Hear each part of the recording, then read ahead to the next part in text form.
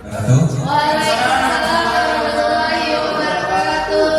saya hormati Ibu Kepala Sekolah atau yang mewakili para wakil kepala sekolah, Pak Edi, Pak Reza, Pak Suat sudah berkenan hadir pada ini dan sudah mengizinkan acara saya yaitu mendukung program calon guru penggerak.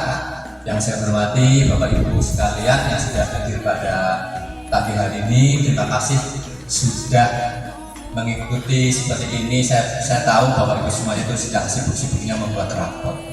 Ya. Ucapan terima kasih sekali mengganggu waktu pian yang mungkin ada yang sedang istirahat tidak terganggu ya. Jadi Bapak Ibu, nah, saya di sini bukan menggurui Bapak Ibu semuanya, tetapi di sini kita kolaborasi lah, belajar bersama. Mungkin kebetulan saya terpilih sebagai calon guru penggerak, baru calon guru penggerak ya, yang sedang menjalankan tugasnya. Salah satunya adalah diseminasi tentang budaya positif. Ya, salawat dan salam selalu kita terima kepada junjungan kita Nabi besar Muhammad SAW beserta pengikutnya hingga akhir zaman. Bapak Ibu yang saya hormati, mungkin saya sambil berdiri ya, ada sedikit presentasi yang akan saya sampaikan mengenai budaya positif. Ya, mungkin Bapak Ibu semuanya sudah tahu lah apa itu budaya positif. Ya, budaya positif bisa Bapak Ibu lihat di layar ya, adalah sebuah nilai-nilai yang diyakini dan diterapkan oleh sekelompok orang dalam jangka waktu tertentu sehingga menjadi suatu kebiasaan.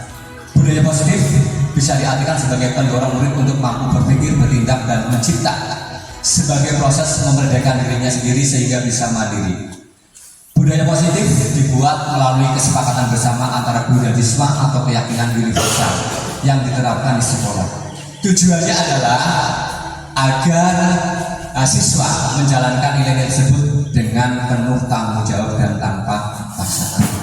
Mungkin Bapak Ibu semuanya sudah menjalankan budaya positif tidak cuma di sekolah tetapi juga di rumah.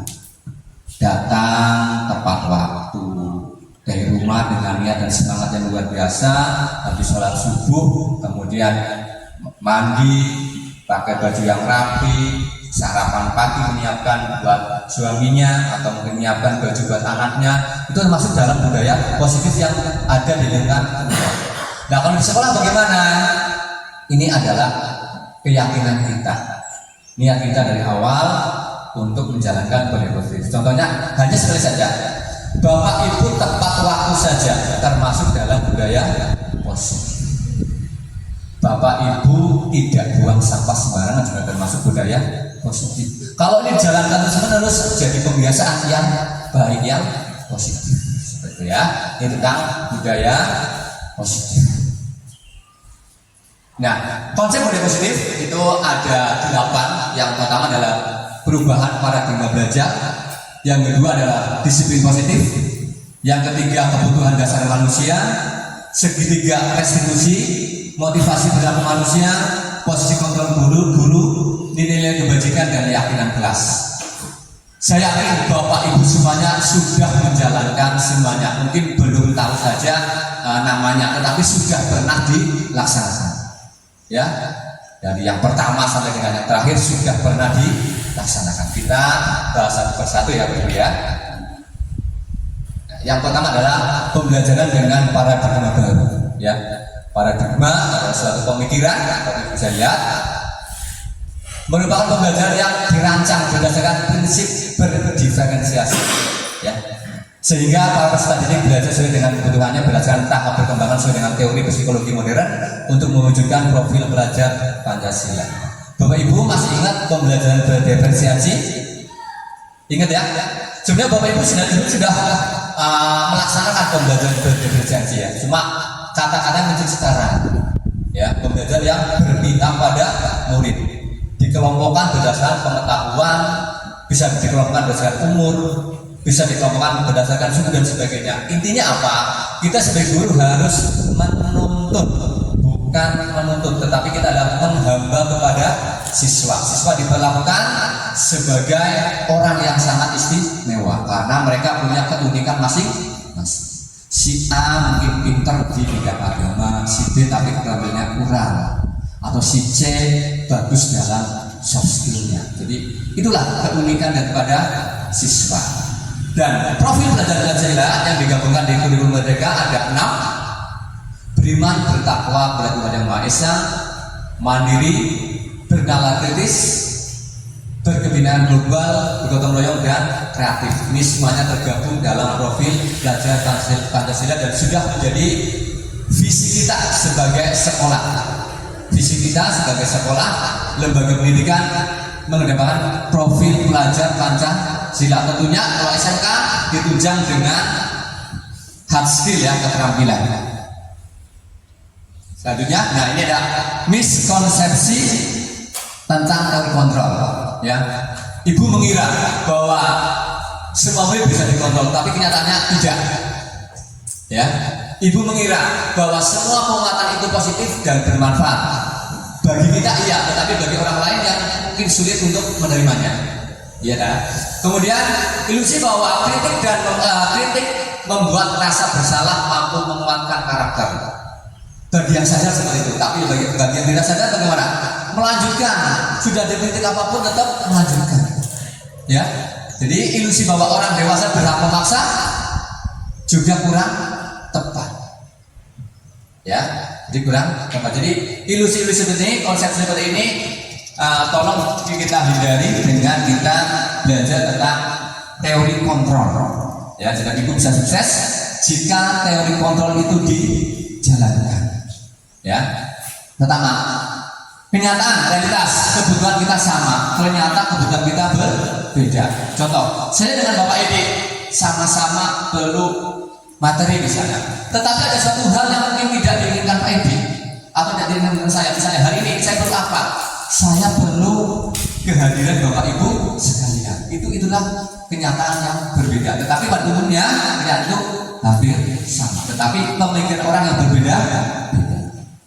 Semua orang melihat hal yang sama, tetapi setiap orang melihat gambaran yang berbeda. Saya melihat Pak Inas orangnya ganteng, rapi, banyak uang, istrinya cantik, anaknya pintar-pintar, soleh, dan semuanya. Tetapi apa yang dirasakan Pak Inas? Belum tentu. Dalam artian mungkin saya kurang satu Pak Bu. Apa? Artinya apa? Kita melihat seseorang itu belum tentu yang kita pandang itu sama. Ternyata yang dirasakan sama Pak Inas itu berbeda. Ya, jadi sama kalau kita melihat siswa kita samakan kemampuannya, kita samakan materinya, pengetahuannya, tetapi mereka punya kelemahan dan kekurangan masing-masing. Ya, jadi kita harus sadar seperti itu. Kita mencoba membawa orang agar berpandangan yang sama dengan kita, ya, tetapi berusaha memahami pandangan orang lain tentang dunia. Jadi itu semuanya berbeda. Jadi Bapak Ibu mungkin bisa lihat dari stimulus respon dan kontrol, bisa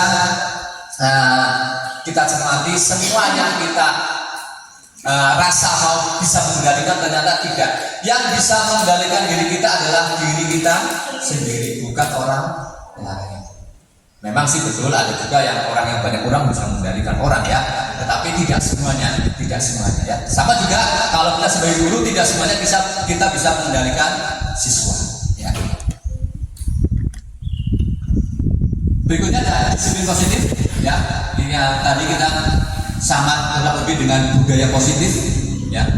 Pembiasaan yang hal yang baik mencakup sikap atau perilaku maupun berkata oleh seluruh warga sekolah, terutama bagi usaha didik dapat berkembang menjadi pribadi yang kritis, mandiri, dan bertanggung jawab. Sebagai pendidik, tujuan kita adalah menciptakan peserta didik yang memiliki disiplin diri sehingga mereka berperilaku mengacu pada nilai-nilai kebajikan universal dan memiliki motivasi dalam diri menuju perubahan ke arah yang lebih baik. Ya, disiplin positif. Bapak Ibu yang saya hormati, sekali lagi saya tidak menggurui semuanya. Kita koreksi diri masing-masing. Kalau kita mengajarkan siswa jadi teladan siswa untuk menjadi seorang guru atau siswa yang berprofil pelajar Pancasila, tentunya harus kita acungi jempol ya, harus kita tingkatkan ya. Untuk itu, bagaimana siswa kita besok outputnya mau baik atau tidak tergantung dari Bapak Ibu sekalian. Ya, benar saya sampaikan, ibarat siswa SMP, MTS datang ke kita, ibarat kertas adalah kertas yang kosong. Kita sebagai pensil, kita sebagai spidol, ballpoint, mau menggoreskan tinta itu seperti apa? Mau dibuat gambar, mau dibuat tulisan, atau dibuat yang semakin merut? Nah itu tentunya tergantung daripada kita sebagai pendidik mengarahkan, tentunya dengan konsep pembelajaran yang menyenangkan, pembelajaran yang berpihak pada murid, itu berdiferensiasi. Ya, jadi kita harus mengajari untuk belajar, karena orang yang dekat dengan belajar adalah orang yang dekat dengan kesuksesan. Ya, orang yang tidak mau belajar pasti orang yang jauh dari kesuksesan. Ini adalah malas. Orang sukses, terutama dari materi, orang sukses dari keluarga, harmonis dan semuanya, ini adalah belajar dari pengalaman lain dan memahami apa arti dari sebuah kehidupan. Ini disiplin positif. Mohon maaf ini tampilannya agak gelap seperti orang yang gelap ya. Disiplin ternyata berasal dari kata disiplina yang artinya adalah belajar. Jadi kalau Bapak Ibu kalau disiplin berarti artinya adalah belajar. Belajar apa? Untuk meyakini hal-hal yang bernilai tinggi. Ya, kalau disiplin ada kata-kata yang pasti positif ya. Gak ada disiplin yang nakal, gak ada. Disiplin pasti disiplin yang positif ya. Nah, disiplin salah satu cara penerapan yang bertujuan untuk menumbuhkan kesadaran serta memberdayakan peserta didik tanpa imbalan atau penghargaan, ancaman atau hukuman. Jadi kalau pembiasaan Bapak Ibu dari rumah tepat waktu, insya Allah setelahnya akan tetap tepat waktu. Kalau di rumah kurang semangat, ya kurang semangat. Ya tergantung dari kita. Tentunya didukung dengan lingkungan yang bagus. Kalau lingkungan kita malas semuanya ya, kemungkinan besar juga malas semuanya. Jadi lingkungan juga sangat berpengaruh, keluarga juga sangat berpengaruh. Tentunya kita tidak boleh seperti itu. Kita harus memberi aura positif terhadap siswa. Ya. Nah, ini adalah nilai-nilai kebajikan. Ya. Nilai yang disepakati bersama, lepas dari suku bangsa, agama, bahasa maupun latar belakang. Ya, ini nilai-nilai yang ada di pendidikan kita, yaitu profil belajar Pancasila. Kemudian menurut Ibu Internasional Baccalaureate apa ya, organisasi ya, yang di Swiss ini, Primarius ini sama. Ini adalah ilmu-ilmu yang diterapkan di sana. Toleransi, rasa hormat, integritas, mandiri, menghargai, antusias, ya, keingintahuan, kreativitas, kerjasama, percaya diri dan komitmen. Ya. Nah, kalau kita profil pada Pancasila. Nah, kalau di SMK bagaimana? Keterampilan hidup. Orang sukses belum tentu hard skill-nya baik. Tetapi kalau kita adaptasinya, soft skill-nya bagus, tentunya juga akan mendukung daripada profesi atau mungkin kesuksesan orang tersebut. Ya, jadi dapat dipercaya, lurus hati, pendengar yang aktif, tidak merendahkan orang lain dan memberikan yang terbaik bagi diri. Ya, keterampilan hidup tidak ada sekolahnya, Bapak Ibu. Itu adalah kesadaran diri dan pembawaan dari seseorang. Kecuali kalau keterampilan profesional ada sekolahnya atau ada kursus ya yang bisa diukur dari sebuah ijazah atau mungkin tingkat pembelajarannya, keterampilannya. Jadi kalau yang keterampilan hidup susah untuk dipelajari. Ya, selanjutnya ada kebutuhan dasar manusia. Ya, apa sih kebutuhan dasar manusia? Semua bukan yang ingin kita capai. Setidaknya yang kita lakukan memiliki tujuan.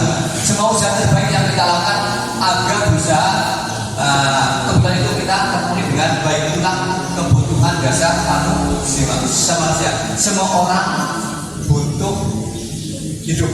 Ya, butuh apa lagi? Ya. Nah ini ternyata kebutuhan manusia ada 5 ya. Yang pertama bertahan hidup. Nah ini ada perjuangan hidup, ya, pegangan hidup. Ya. Ya. Yang kedua kasih sayang dan rasa diterima. Oh, iman pegangan hidup. Penguasaan, ya, kemudian kebebasan, kesenangan. Nah kalau orang Jawa dulu berkata harta tahta dan wanita. Kalau kita enggak, kita ini yang hidup aja. Yang pertama adalah bertahan hidup.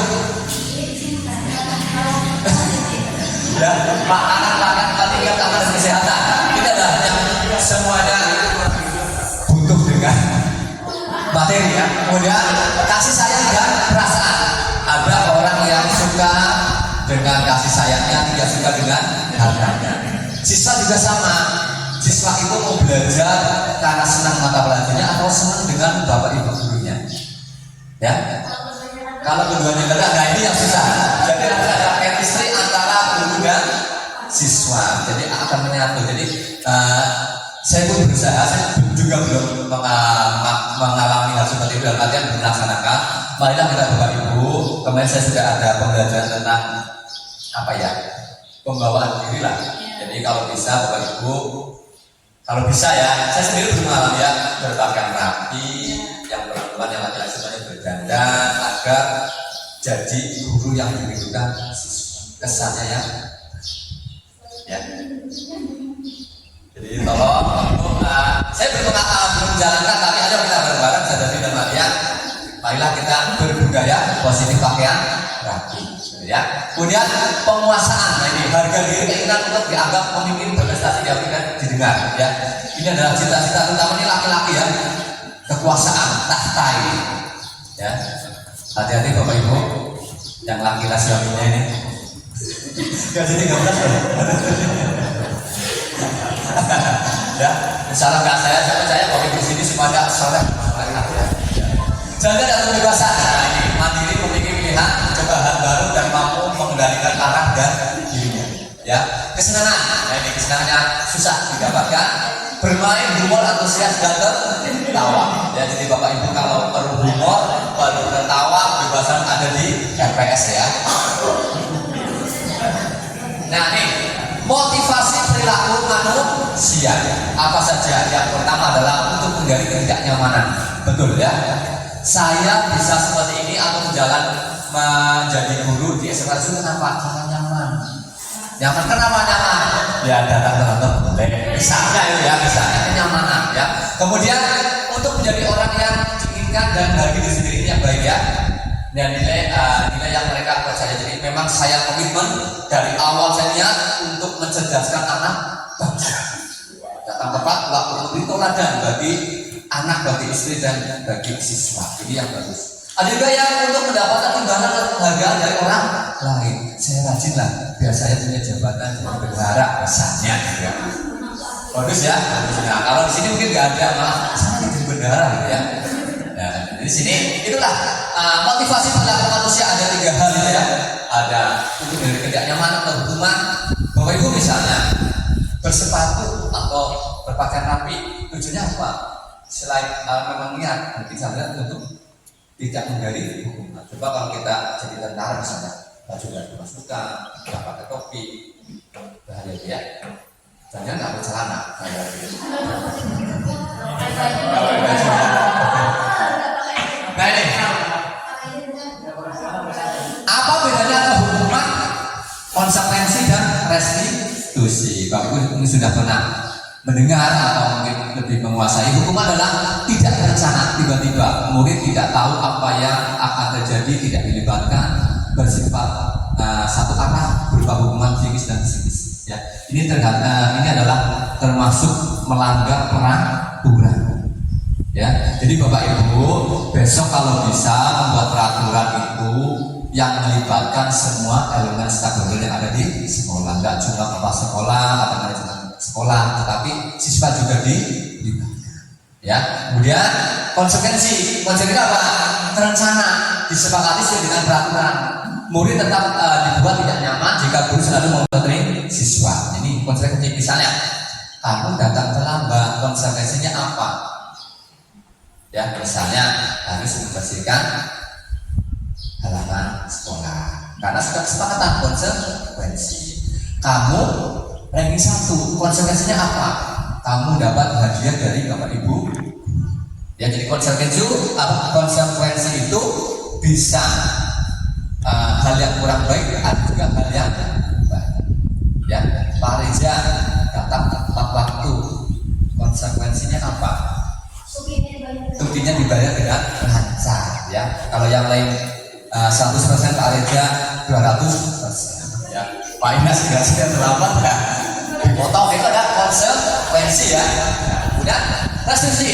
proses menciptakan kondisi bagi murid untuk memperbaiki kesalahan, proses kolaborasi yang mengajarkan siswa untuk mencari solusi sendiri. Nah ini biasanya guru BK ya, guru BK. Tetapi alangkah baiknya kalau semua guru menjalankan restitusi ya. Jadi ditanya alasannya kenapa datang terlambat ya, misalnya kenapa bisa bangun kesiangan, kita gali mungkin anaknya atau mungkin memang kondisi di rumah. Jadi kita harus cari alasan mengapa siswa itu datang terlambat atau tidak mau mencapai dan sebagainya ya, nggak bawa visi dan sebagainya ya. Nah ini posisi kontrol guru. Nah Bapak Ibu yang sering Bapak Ibu lakukan apa nih sebagai penghukum, pemantau, manajer teman atau membuat rasa bersalah kira-kira apa nih yang sering Bapak Ibu lakukan? Kalau manajer mungkin kepala sekolah ya, tapi juga kadang-kadang kita juga manajer dalam artian menentukan kamu karena nilai ulangannya di bawah KM kamu harus remedial, itu juga sebagai task manager. Tapi sebagai teman bisa untuk teman curhat atau saling berkolaborasi. Pemantau melihat siswa-siswa itu pembelajarannya bagaimana, gerak-geriknya bagaimana. Penghukum, nah ini yang mungkin sering dijumpai sama Bapak Ibu yang mungkin punya karakter yang unik dalam artian bisa menghukum siswanya. Kemudian ada pembuat rasa bersalah. Contohnya apa para pembuat bersalah? Bapak Ibu, nah kamu ini datang terlambat. Ya, saya sudah menunggu loh dari pagi. Nah, kata-kata saya sudah menunggu loh dari pagi mungkin bisa membuat dia merasa bersalah. Ya, nanti kita akan bahas satu persatu ya dalam itu. Nah, ini keyakinan kelas tadi Bu ya. Kenapa keyakinan kelas bukan peraturan kelas? Ya. Tahu artinya Bapak Ibu keyakinan kelas? Keyakinan kelas adalah kesepakatan bersama antara siswa dan guru. Ya, tujuannya adalah agar pembelajaran lebih nyaman. Ya, misalnya di dalam kelas tidak boleh datang terlambat. Itu peraturan ya. Tapi kalau keyakinan kelas dibuat kata-kata yang positif. Tidak boleh terlambat, jadi datang tepat waktu. Ya. Kemudian tidak di dalam kelas tidak boleh membuang sampah sembarangan dalam kelas. Keyakinan ada siswa dengan guru. Gantilah kata-katanya. Membuang sampah pada tempat. Ya, jadi Bapak Ibu, biar sekolah kita nyaman dalam artian pembelajarannya, mungkin Bapak Ibu bisa membuat keyakinan kelas, kesepakatan antara siswa dan guru. Tujuannya apa? Biar mereka punya tanggung jawab, dia yang membuat sendiri dengan kesepakatan bersama. Ya, kalau peraturan kan tidak. Peraturan sekolah adalah peraturan dibuat oleh kepala sekolah, manajemen sekolah, atau hanya tim sekolah. Tetapi mungkin siswa tidak diajak. Ya, itulah bedanya antara keyakinan kelas dengan peraturan kelas. Ya, jadi nanti kalau Bapak Ibu buat peraturan kelas, buatlah kata-kata yang positif. Di dalam kelas tidak boleh berisik. Itu adalah peraturan kelas, tidak boleh. Tapi dalam keyakinan kelas apa? Menjaga ketenangan atau menghargai orang lain. Itu ya. Jadi nanti buat keyakinan kelas gak usah banyak-banyak lah. 5 saja atau 3 saja. Yang penting disepakati. Akhirnya apa? Akhirnya kelas itu menjadi lebih nyaman. Ini pembentukan kelas keyakinan kelas ya. Bersifat abstrak, berupa pernyataan universal, dibuat dalam pernyataan positif tadi ya, pernyataan positif tadi. Jadi pernyataan positif tidak boleh menggunakan tidak boleh tidak boleh ya, harus menggunakan kalimat positif ya. Misalnya di dalam kelas tidak boleh menggunakan HP, itu tidak boleh, tetapi gunakan HP pada tempatnya atau pada waktunya ya. Jadi Bapak Ibu punya bukan tugas ya, keyakinan kita bahwa untuk membuat pembelajaran yang lebih nyaman harus membuat keyakinan kelas sesuai dengan kondisi kelas atau sekolah sehingga mudah diterapkan. Betul ya, jadi tahu kondisi kita ya. Misalnya kalau hujan ya, keyakinan kelas itu mungkin sedikit kita abaikan. Karena apa? Mungkin kondisi jalannya atau gimana ya, jadi harus ya menyesuaikan lah kondisi kelas ya. Semua warga kelas dilibatkan saat membuat keyakinan kelas. Warga kelas apa saja? Guru, siswa, apalagi kira-kira wali kelas ya. Ini adalah membuat keyakinan kelas ya. Mungkin sampai sini ditanyakan, silakan Bapak Ibu, biar nggak monoton atau biar nggak maraton.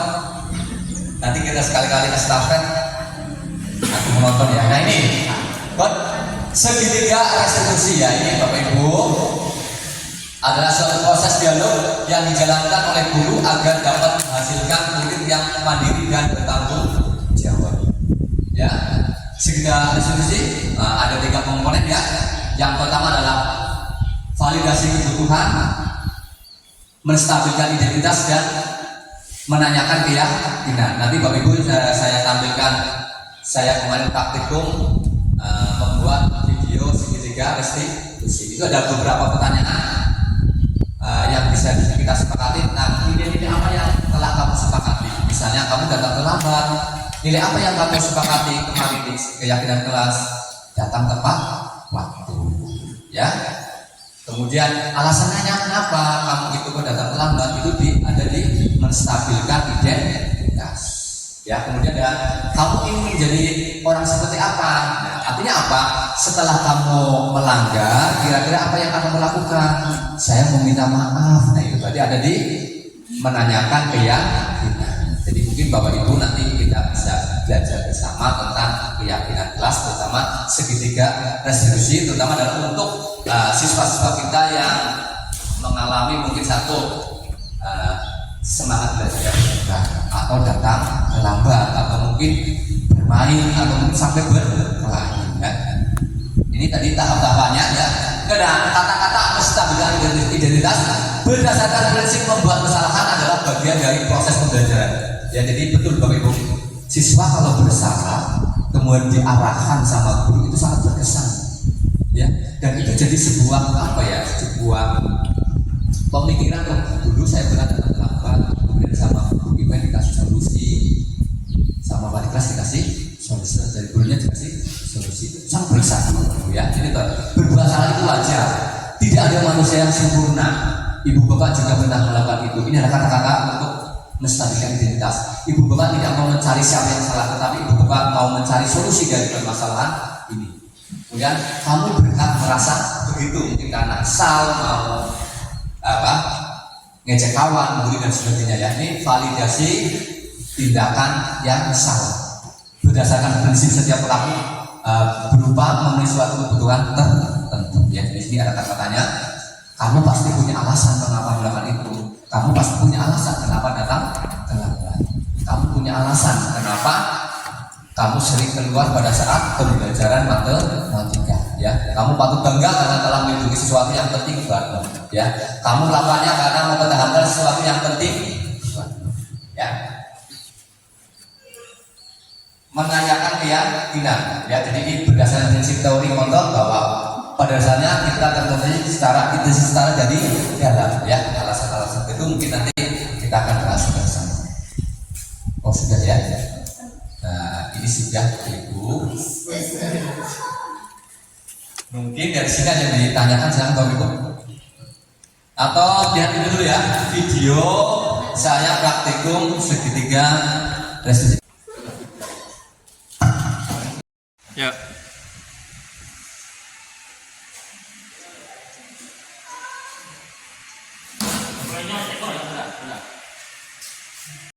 Assalamualaikum Pak. Waalaikumsalam. Gimana kabar? Baik Pak. Silakan dulu. Minum ya. Ya masih Pak. Pelajaran siapa tadi? Ibu Ane. Ya. Ibu Anet matematika ya. Mohon maaf Mas Irfan. Saya panggil ke sini itu karena saya dengar ya kamu kemarin marah ya sama aku. Iya Pak, habis kesel sih. Kenapa sih? Arifin terus menerus mencontek hasil pekerjaan saya. Bukan hanya PR, tugas-tugas yang lain juga dicontek. Oh gitu, ya wajarlah kalau kamu marah dan besar. Jika saya ada di posisi kamu mungkin sama akan berbuat seperti itu. Iya Pak. Lalu apa yang akan kamu lakukan waktu itu sama Arifin? Saya marah Pak, saya gebrak meja Pak, dan tanpa sadar saya memukul dia. Oh gitu. Tapi kamu punya alasannya kan? Kamu Iya. mau memukul dia? Iya Pak, maksud saya diam saja. Saya kan sudah susah payah mengerjakan soal. Sedangkan Arifin hanya ingin mencontek, tidak mau berusaha sendiri. Oh ya wajarlah kalau begitu kamu marah dan kesal, apalagi dicontek begitu saja sama si Arifin, ya. Kira-kira saya menghargai ini perbuatan kamu tidak lebih dari sampai memukul, ya. Coba kita pikirkan, tindakan kamu marah itu sampai menggugat meja, apakah sesuai dengan keyakinan kelas kita? Tidak Pak, Tidak ya? Nah, jadi keyakinan kelas apa yang sudah kita langgar? saling menghormati antar teman. Betul, menurut kamu saling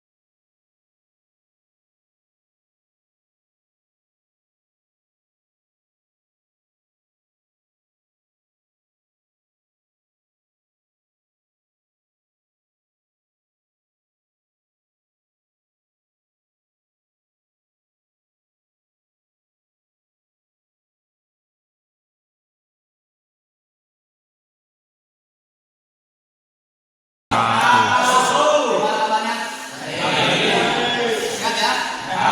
Semangat ya? Pada bagian ini sebelum kita praktikum, kita akan buat keyakinan kelas. Ya, ada yang tahu apa itu artinya keyakinan kelas? Adit? Kesepakatan bersama. Betul, kesepakatan bersama. Yang lain? Sama. Sama. Ya. Gitu. Kesepakatan bersama. Adakah bedanya dengan peraturan kelas atau kenapa bukan peraturan kelas? Harus keyakinan kelas. Karena kalau peraturan kelas mengikuti sekolah. Karena peraturan kelas mengikuti sekolahan. Ya, betul ya. Jadi kalau peraturan kelas dibuat oleh satu orang atau kelompok, nggak melibatkan kita semuanya. Tapi kalau keyakinan kelas adalah kita, antara saya, antara guru dengan kamu. Tujuannya apa keyakinan kelas? Tujuannya adalah membuat kelas kita menjadi nyaman dalam belajar. Harapannya adalah kalian tidak terganggu dengan keyakinan kelas tadi. Karena apa? Kalian yang membuat, kita yang membuat kesepakatan. Ya, jadi hari ini sebelum kita praktek, saya akan membuat dengan kamu membuat keyakinan kelas, ya. Nanti saya bagikan kertas, kamu tulis keyakinan kelasnya, boleh 1, 2, atau 3, silakan, ya. Nanti ditempel, ya, silakan. Dibagikan sama kawan-kawannya ke belakang. Nanti ditempel, ya. Ya, menurut kamu sendiri, misalnya membuang sampah pada tempatnya, itu juga, ya. Jangan.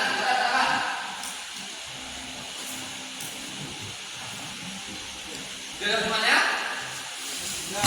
Ya. Kalau sudah, silakan, nggak usah banyak-banyak lah, nanti malah bingung kamu, ya. 1 silakan, kalau sudah ditempel. Ya. Sekarang keyakinan kelas, kesepakatan kita. Ya.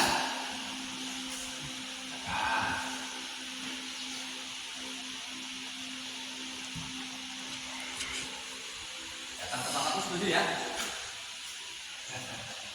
Ya silakan. Menurut keyakinan kamu, ya, jangan ada paksaan. Ya, silakan ditempel aja. Tempel. Yang rapi ya. Hijau dengan hijau, kuning dengan kuning. Ya, tempel, jangan tempel.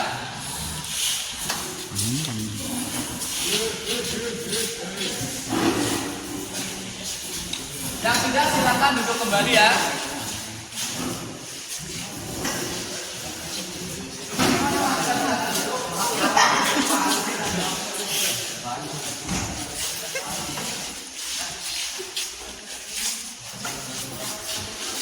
Yang rapi, di sampingnya juga boleh.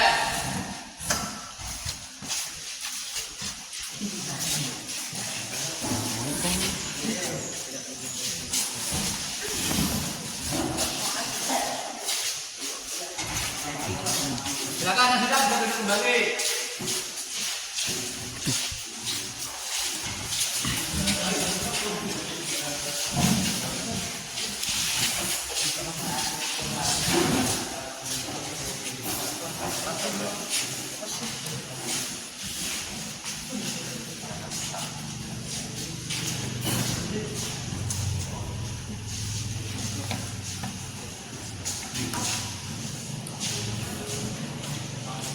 Di sampingnya juga boleh, nggak apa-apa. Ya. Sampingnya ya. Sampingnya nggak apa-apa.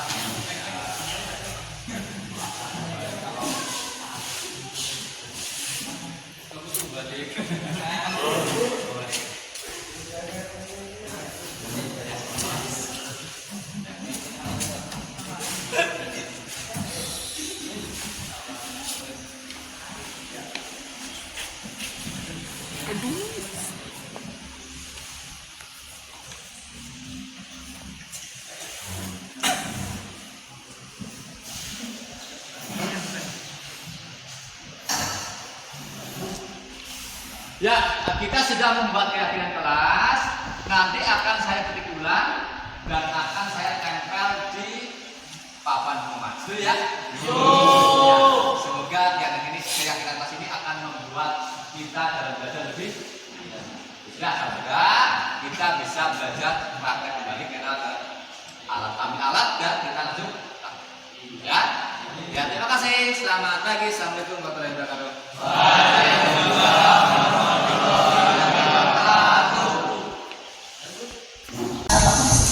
Secara riset atau setelah apa itu tertulis nanti di kelas.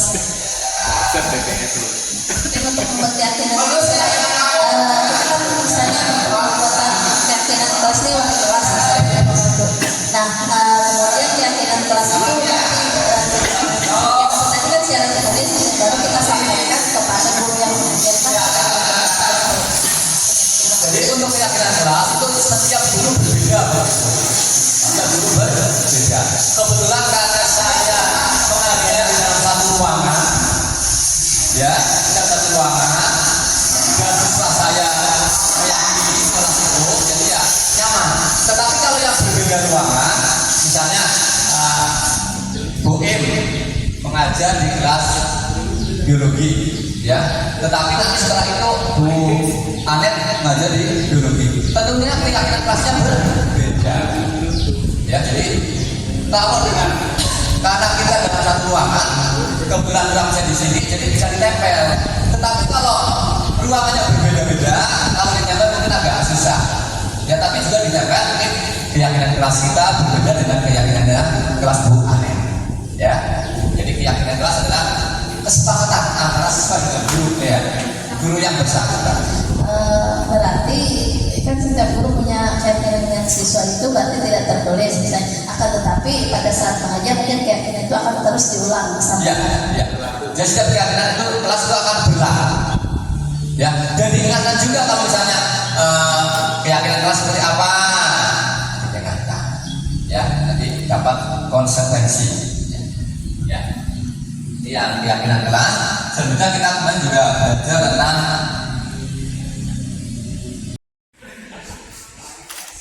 kita masih belajar tentang gambar teknik dan materinya adalah Assalamualaikum Pak. Waalaikumsalam.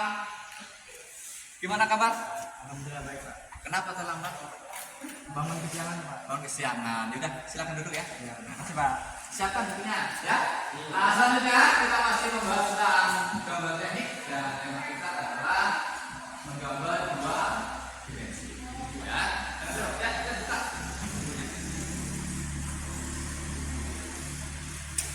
Mas. Pak. Waalaikumsalam. Gimana kabar? Silakan duduk. Alhamdulillah sehat Pak. Lihat ya. Belajar siapa tadi? Belajar Oh, belajar matematika ya. Tidak. Ya silakan sambil diminum Mas. Mas Rifani, mohon maaf sebelumnya saya panggil kamu ke sini yang pertama karena waktu kelas belajar saya kamu datang terlambat. Iya. Ya. Kemudian kata guru piket kamu juga sering datang terlambat. Ya, kira-kira menurut ingatan kamu sudah berapa kali kamu datang terlambat? 5 kali Pak. Wow, gitu sering ya? Iya. Menurut kamu sering datang terlambat itu kesalahan bukan? Biasa kesalahan Pak. Iya, baik Rifani. Berbuat kesalahan itu manusiawi, tetapi alangkah baiknya kalau kita memperbaikinya ya. Setuju tidak? Setuju Pak. Nah, Rifani, kita cari solusinya bersama ya. Iya. Mas Rifani sering datang terlambat. Kira-kira alasannya apa ini? Karena saya sering datang Pak sambil main HP, jadi ya kurang tidur. Oh, menurut kamu masih ingatlah keyakinan kelas kita apa? Ingat Pak. Ingat ya? Kalau datang terlambat itu tidak sesuai dengan keyakinan kelas kita tidak? Tidak. Tidak ya? Jadi menurut kamu keyakinan kelas apa yang tidak kamu melanggar? Disiplin Pak. Nah betul, disiplin kalau datang terlambat ya. Ya. Menurut kamu disiplin itu penting tidak? Ya penting Pak, karena membuat saya akan datang tepat waktu dan bisa menghargai waktu. Betul, menghargai waktu itu sangat penting. Karena apa? Karena bisa menghargai lingkungan sekitar ya. Jadi pekerjaan juga tidak menumpuk dan kamu bisa datang bangun pagi ya. Iya Pak, saya menyesal, saya juga sering datang terlambat. Saya mohon maaf ya Pak, sering datang terlambat. Ya, saya maafkan. Nah, berbuat salah itu nggak apa-apa ya.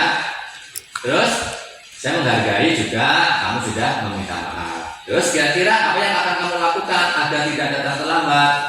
Saya akan tidur lebih cepat, jadi aku datang lagi agar tidak datang terlambat ke sekolah. Baik, kita sudah cari solusinya bersama. Nanti saya akan menghubungi orang tua kamu, kita bekerja sama supaya kamu tidak datang terlambat dan tidak diizinkan main HP sampai. Ya. Ya sudah, kamu kembali ke kelas Ya, ya. terima kasih, Pak. Ya, sama-sama. Tetap semangat ya. Assalamualaikum. Waalaikumsalam. Jadi Bapak Ibu, nanti kalau ada sesuatu terlambat, Bapak kita Bapak Ibu bisa ketiga diskusi dan menanyakan ya, kamu itu datang terlambat apa alasannya? Misalnya saya terlambat bermain HP. Terus Bapak Ibu ada kok sama, saya juga kalau bermain HP juga bangunnya kecil. Ya, kemudian kamu tahu lah keyakinan kelasnya kamu ada apa itu kedisiplinan ya, karena siswa itu tidak boleh datang terlambat, tetapi siswa itu harus datang tepat waktu ya. Kemudian diberi arahan supaya tidak datang terlambat bagaimana? Tidak boleh bermain HP sampai larut malam. Mungkin saya akan berkomunikasi dengan orang tua kamu bahwa si Irfan ini datang terlambat karena bermain HP. Ya, tentunya kita cek dengan orang tua jangan sampai ternyata membantu orang tuanya di rumah, misalnya mengerjakan apa, misalkan jadi kita nggak langsung. Jadi Bapak ya, mungkin sampai sini ada yang tanyakan siapa Bapak? Mengingat Bapak Ibu mau melanjutkan tugas pengawas lagi, mengawasi siapa Kak ya. Kalau nggak ada pertanyaan, mungkin saya sekian ya, dan saya ucapkan terima kasih semuanya kepada Bapak Ibu semuanya yang sudah hadir pada siang hari ini. Semoga ini menjadi amal pahala buat kalian semuanya. Sekali lagi di sini saya tidak menggurui, saya hanya menjalankan tugas untuk menyelesaikan program yang saya ikuti yaitu calon guru penggerak. Ya, di acara seperti ini. Sekali lagi semoga apa yang saya sampaikan bisa bermanfaat dan bisa dijalankan di sekolah kita agar kita lebih baik lagi. Ya, seperti biasa, salam guru penggerak, bergerak, menggerakkan. Selamat siang, assalamualaikum warahmatullahi wabarakatuh.